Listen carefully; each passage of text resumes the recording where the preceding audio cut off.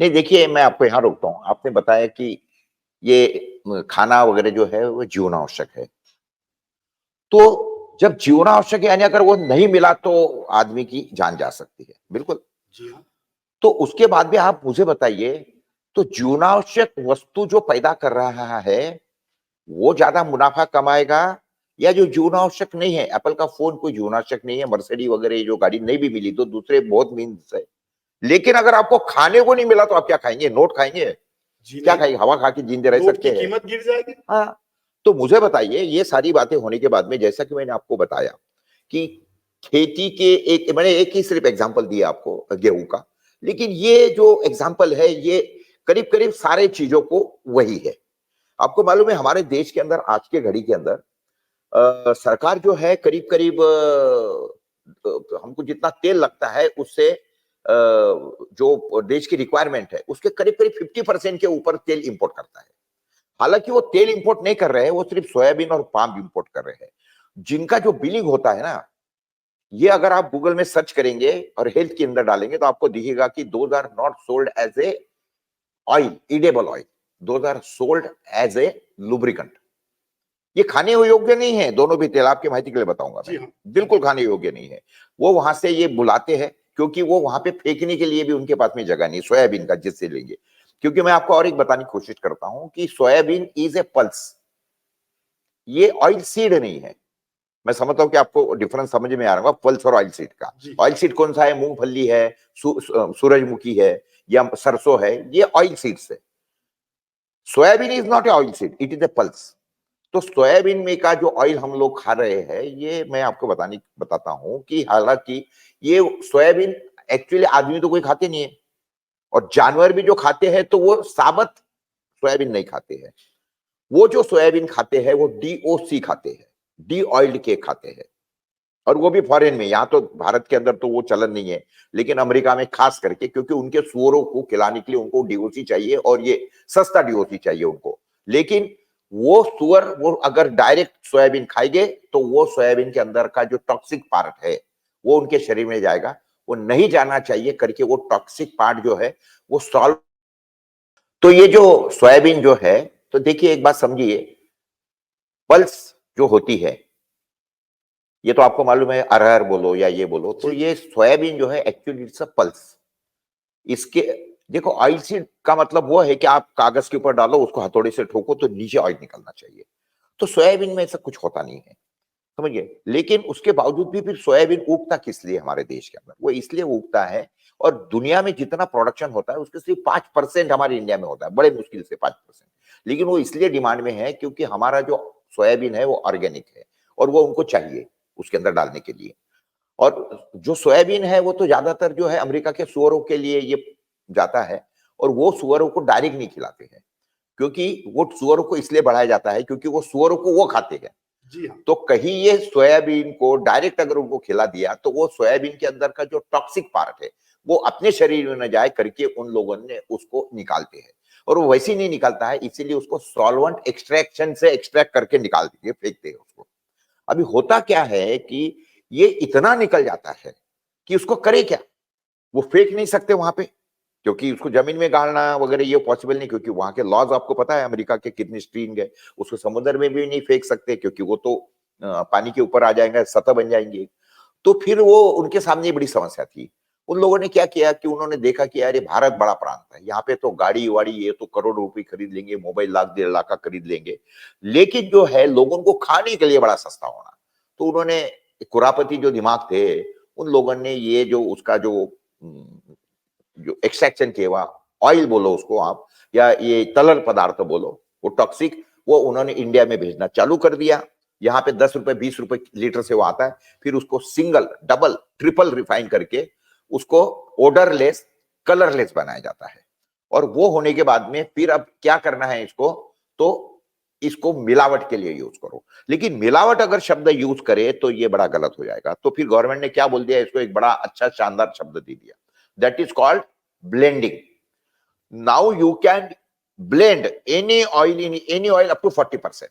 ये कानून गवर्नमेंट ने चेंज कर दिया। हालांकि आपको पता होगा कि पहले जो हमारा बनिया रहता था, जो तेल बेचता था, उसके यहाँ पे ये फूड एंड ड्रग डिपार्टमेंट के लोग जाते थे, वो सैंपल लेते थे, 3 सैंपल बनवाते थे, एक वो दुकानदार के पास में रखते थे, 2 एक लेके जाते थे, एक ऑफिस में रखते थे, दूसरा लैब में जाता था।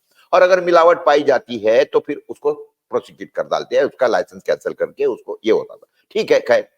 तो बातें क्या है मैं बताता हूं कि ये जो ऑयल हमारे देश के अंदर इंपोर्ट हो रहे हैं, सोयाबीन बोलो या ये पाम के बोलो, these are not the oil good for human health.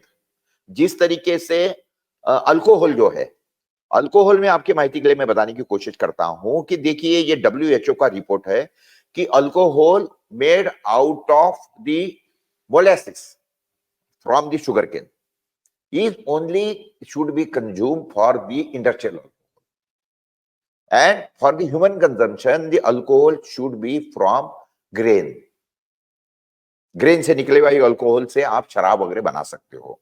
लेकिन अब हमारे देश के अंदर के कानून तो आपको मालूम है किस तरीके से, वो तो धड़ल्ले से ये जो शुगर केन का जो मोलासिस है वही हमारे उससे ही शराब वराब सारी बनती है, उसके कारण हेल्थ के काफी सारे इशू आ रहे हैं। शराब वैसी तो बुरी है, चाहे वो ग्रेन से बनी हो या इससे भी बनी हो, लेकिन ये बहुत ज्यादा गलत असर करती है। ये एक बात। तो कहने का मतलब ऐसा है कि हमारे देश के अंदर की इस तरीके से जो लोगों को दिमाग में रख के कि भाई इनको तो सस्ता चाहिए खाने के लिए, तो फिर क्या करो, तो ये चलो ये ऑयल दे दो। फिर वो लोग क्या करते हैं, ये ऑयल को लेते हैं, मैं आपको कोई वीडियो बताऊंगा उसके अंदर से कि ये इस तरीके से ऑयल लाते हैं, फिर उसके बाद में वो स्मेल डाल देते हैं कि आपको कौन सा चाहिए तेल, फली तेल चाहिए तो फली तेल का एसेंस उसमें डाल देंगे, फिर उसके ऊपर लेबल लिख देंगे कि फलाना फलाना फली तेल। फिर उसके बाद में अगर वो कोई बोलेंगे सरसों तेल चलता है तो सरसों का एसेंस डाल देंगे, सरसों तेल बना देंगे। मूल रूप से ऑयल वो पाम का या सोयाबीन का ही है, लेकिन वो इंपोर्ट हो रहा है। अब वो इंपोर्ट होने से, ये इंपोर्ट मूल रूप से इंपोर्ट क्यों हो रहा है?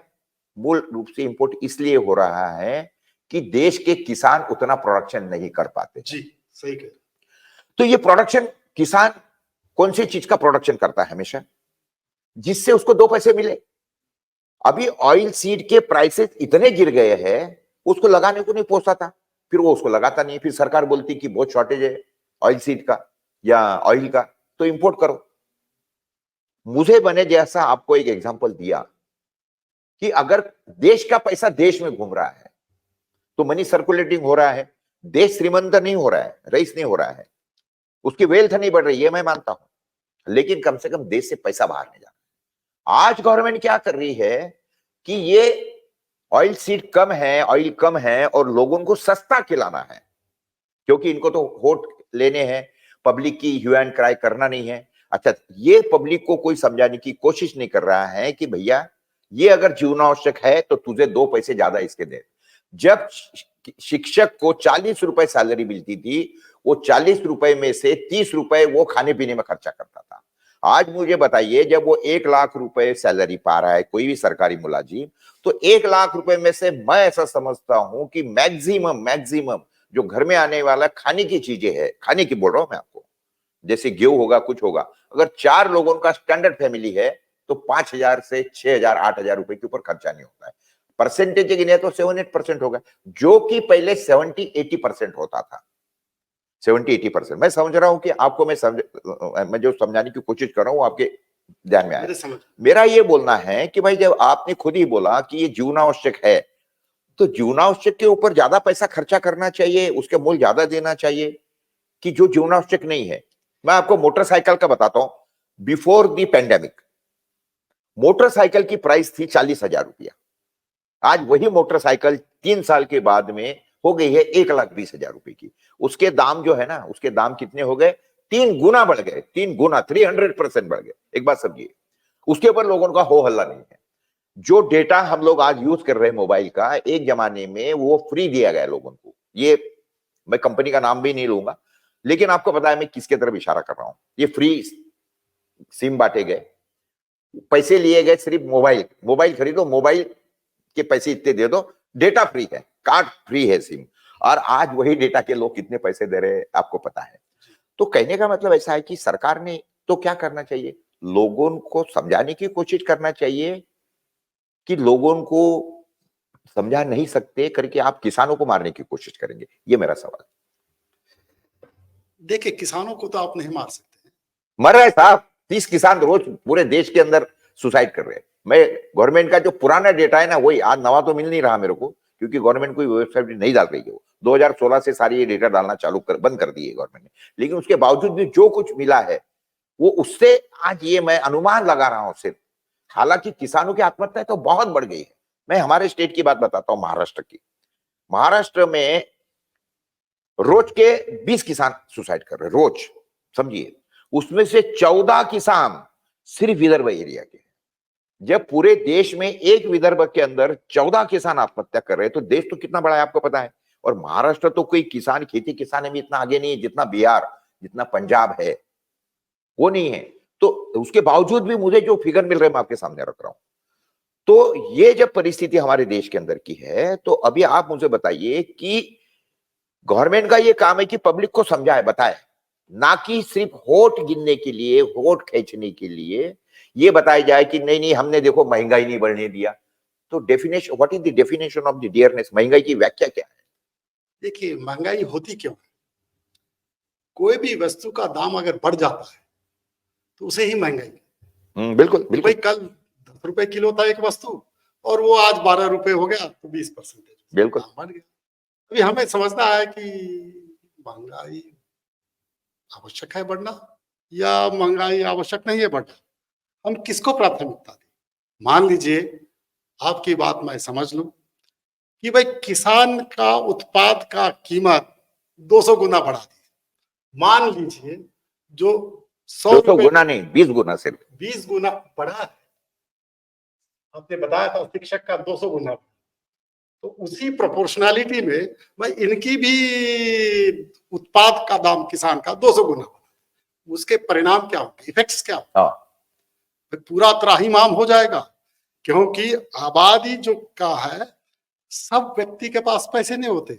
एवरेज इनकम देखा जाता है, जितना एवरेज इनकम होता है उस एवरेज इनकम में उसे खाना पीना, रोटी, कपड़ा, मकान, जो basic necessities of a human being है, वो उससे पूर्ति हो जाए। अगर 200 गुना दाम बढ़ा दिया जाए कुछ किसान उत्पाद का, तो कोई पूरा नहीं कर पाएगा। तो इसका मतलब क्या होगा कि आप किसान को मारेंगे क्योंकि आपके पास में पैसा नहीं खरीदने के लिए। मैं ये नहीं कह रहा, तो उनको खिलाना है करके आप बोलेंगे कि नहीं इसका सस्ते में खरीदो। मैं ये नहीं कह रहा हूँ, वो बाजार तय। सरकार का काम क्या है? अगर मान लीजिए बाजार तय करता है कि किसान का उत्पाद से फला एक्स प्राइस है, मान लीजिए 100 रुपए किलो चावल बाजार में हो गया है, सरकार का काम है मार्केट से 100 रुपए खरीदे और जो गरीब लोग हैं उन्हें दे। बात बिल्कुल सही बात है, बिल्कुल है। लेकिन किसान अकेले तय नहीं कर सकता। कोई भी बाजार में अपना उत्पाद का कीमत तय नहीं कर सकता, बाजार ही तय करे। बिल्कुल तो सही है। हम इस सच्चाई से परे नहीं रह सकते हैं। किसान को झूठे वादे देके कि मैं आपका दाम बढ़ा दूंगा, मैं ये दाम दे दूंगा। पॉलिटिकल पार्टीज करती ना फ्री फ्री, कोई चीज फ्री नहीं होता है। आपने देखा होगा कई सारे पॉलिटिकल पार्टीज दिल्ली में बिजली फ्री, अरे बिजली फ्री ने अपने जेब से दीजिए ना, आप पैसा अपने जेब से देते क्या? सरकार से टैक्स वसूल करते हैं, ये सुविधा नहीं देते हैं और उसके जगह पे ये सुविधा देते हैं। फ्री कुछ भी नहीं। जब तक पॉलिटिकल पार्टीज अपने जेब से पैसा ना दे, हमारा ही पैसा हमें ही दे, फ्री में मुफ्त करे, ये सबसे बेईमानी की वाक्य।